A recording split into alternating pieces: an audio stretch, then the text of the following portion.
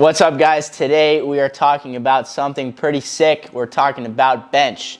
And for specific reasons, we're actually talking about no leg bench press and how I believe this is the best exercise to get a massive chest for hypertrophy if you're trying to build a lot of size in your chest. Now, for the most part, bench press is always a great exercise to start out with, especially when you're starting out lifting or and you're just lifting for a year or two. Bench press is a good solid foundation, builds a lot of muscle groups, but a lot of people criticize it because there's better chest exercises. And, you know, I agree with them, but I also disagree because there's a lot of chest variations in the bench press that actually target the chest more. Specifically, the no leg bench press. Now this eliminates all of your leg drive pretty much from the bench press and only focuses on your balance and your chest. And so this is actually one of the best exercises that's made my chest look a lot better over the past years, and I've actually come to enjoy it a lot. And I realized that the more control and the slower you go, the better it is for size and the better it is for injury prevention as well. When you start doing things fast, you run more of a chance of getting an injury, and we all know we don't want those. So the best thing to do when you're doing these exercises is to keep it slow and keep it controlled. You never want to overdo it because no one really cares, you're not really impressing anyone. So you're just trying to go as slow and as controlled as possible. Generally, if it hurts the most when you're doing it, you're probably doing it the best way possible. That's kind of how I look at it, unless you're actually getting injured, which is bad. But regardless, you want to keep the eccentric, which is on the way down, real slow. You can even pause at the bottom and then bring it back up.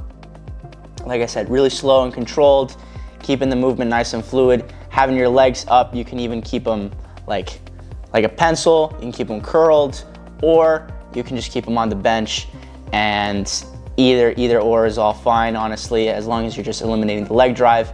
And I really noticed that this helps with your actual bench press strength because it targets only your chest. So your chest is going to be forced to actually do the movement properly. So then when you have leg drive, it's a lot easier.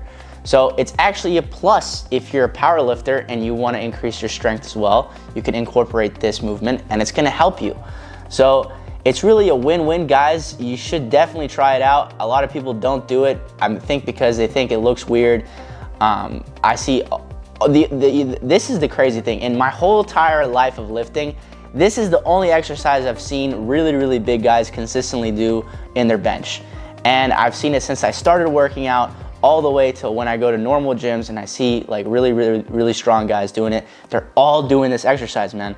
And if they're all doing it, you should do it too. Just don't, like, obviously you don't have to like overdo it, but like at the same time, this is what they're doing. So like if you see a person who is bigger than you and they're doing exercise consistently and there's a lot of people doing it, you should probably do it too because they probably know what they're doing. So, you know, it's common sense there, guys. It's definitely helped me. It's helped a lot of others in their progress in the gym.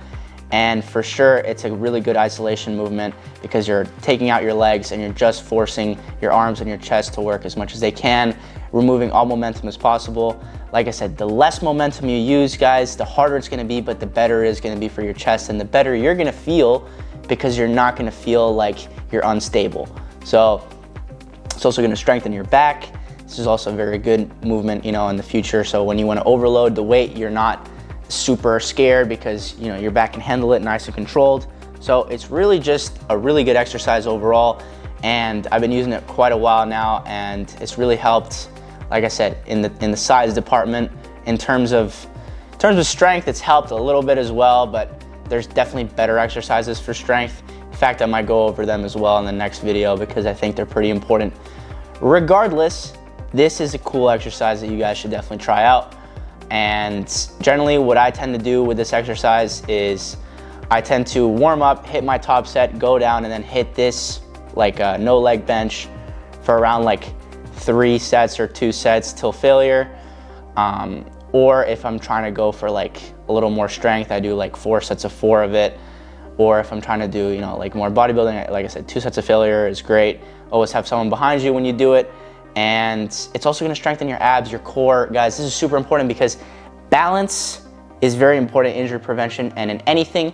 So if you're able to balance 225, like doing pause reps without your legs, you best believe you can do a lot of other things, you know? So that's also another plus about this exercise. It's gonna force you to be more balanced and more stable, activate your core more. So, you know, there's a lot of really good benefits that you guys have to try out. I encourage you guys so much to do this exercise. As you can tell, I'm pretty vocal about it. So go ahead and try and incorporate in your workout either 2 sets till failure or 4 sets of 4 if you're trying to gain some strength. But that's what I got for you guys today. Tomorrow, we're gonna be going over a strength exercise that's gonna help you guys increase your bench press that I've been doing for quite a long time. That has helped me gain quite a lot, especially from my 295 to 315 journey. And yeah, so see you guys tomorrow for that video.